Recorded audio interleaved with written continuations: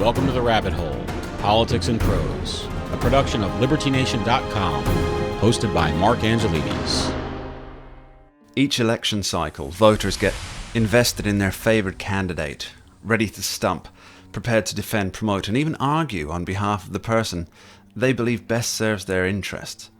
We can look at this as natural cheerleading akin to supporting a baseball team, or even a vicarious victory wish to be associated with one who wins. But perhaps there's something much deeper at play. Maybe we're so invested because the idea of a once and future king. It's such an ingrained part of our psyche that we really can't help but look to a future leader who will unburden us of our troubles. There's no doubt that Bernie Sanders had this level of appeal before he decided to pack up his tent and move to the Biden camp. President Trump evoked this kind of support also in 2016.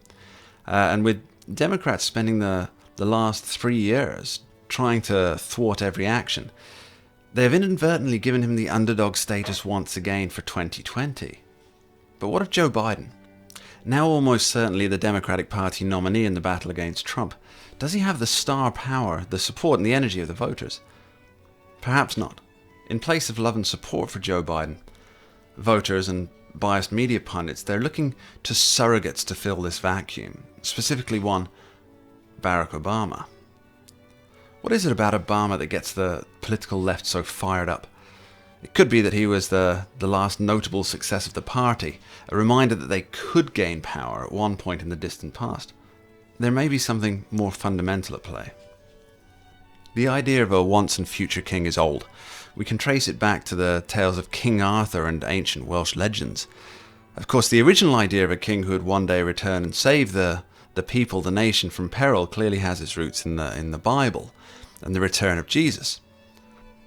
On today's edition of The Rabbit Hole, I want to talk about the Arthurian Legends, how people became invested in this idea of a king or a leader buried under a hill or mountain, waiting for the day when his country needs him the most, and how modern politics is determined to cast contenders in this very light.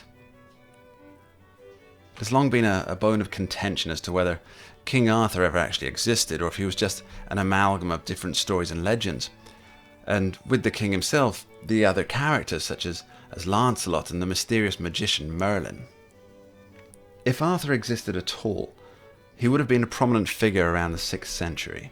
And there's still debate raging today about whether this historical figure was in fact a Roman military leader, or even an Armenian general.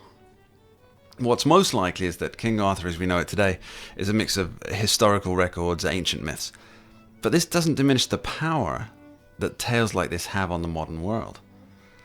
There are numerous legends about kings who, after achieving success, they're put under spells and made to go to sleep, often hiding in hills or mountains, waiting until their country needs them once more. When some kind of sign is given that the birds stop circling or the eagles land, then they're to come out and to fight a terrible foe, or to banish a dangerous invading army. There are so many similarities between these stories and the Arthur legends. For one, Arthur was prophesied. It was prophesied that he would draw the sword, or receive it from the Lady in the Lake, depending on which version you follow. And he would fight off the enemies. Now, when Arthur was wounded in battle, he was taken away, and it was written that he passed away in Avalon. But some versions say that he's just sleeping, waiting for the day when he's needed again. Back to Barack Obama. In the recent Democratic primary, we saw dozens of candidates attempting to flog their wares, each eventually to pull out and endorse Joe Biden. But why has the former president been so reticent? These two men together headed up the United States government hand in hand. It would seem natural for one to support the other. Has Obama been holding back his star power until a point where it have the most impact? The media certainly seems to think so. And this feeds directly into the Arthurian legend, the narrative. Obama was once the king, and will be again, at least in a surrogate position, a kingmaker, or so the hopefuls believe. Much like sleeping kings, he's been buried under a mountain until the time when his personal strength is needed to fight a common foe, in this case President Trump. The Biden campaign is hoping that all the forces of the left will coalesce, creating an unstoppable momentum spearheaded by Obama that can pierce the very heart of government and literally erase the previous 4 years. The problem is, like the story of King Arthur, it's really just a fantasy.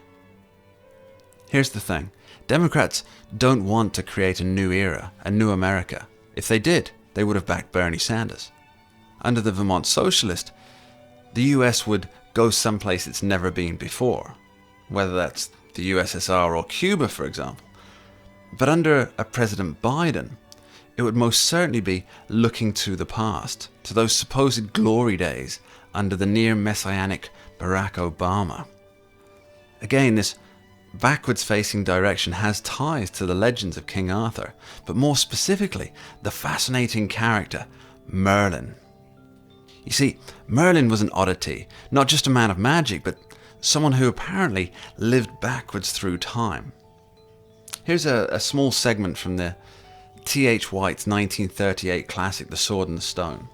Quote, "I, unfortunately, was born at the wrong end of time, and I have to live backwards from in front, while surrounded by a lot of people living forwards from behind.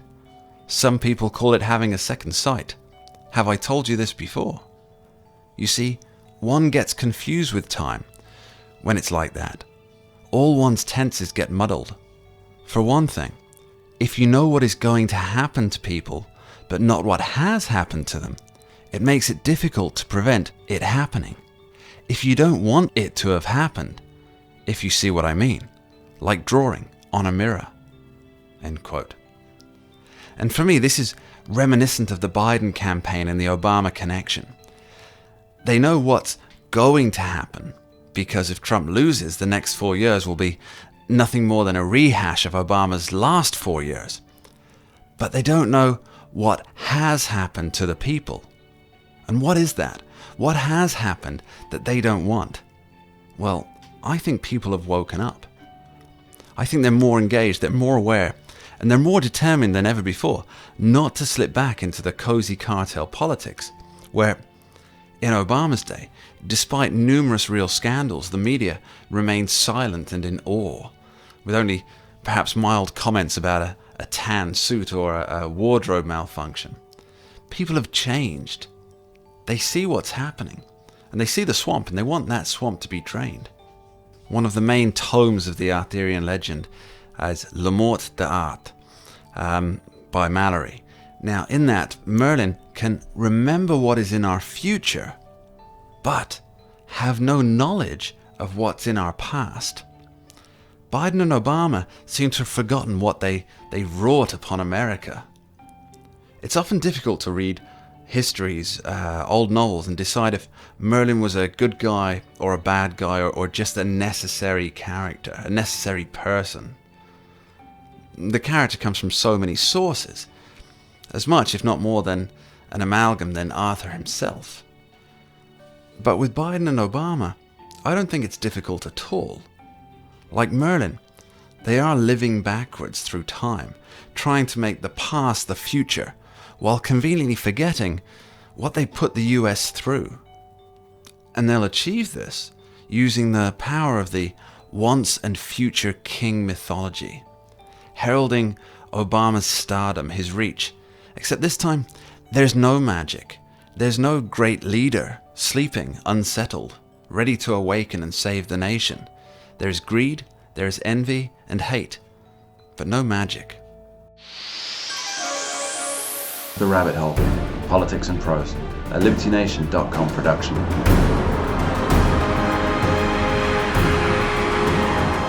Available at Libsyn, Apple iTunes, Stitcher, on Roku, and other fine podcast providers.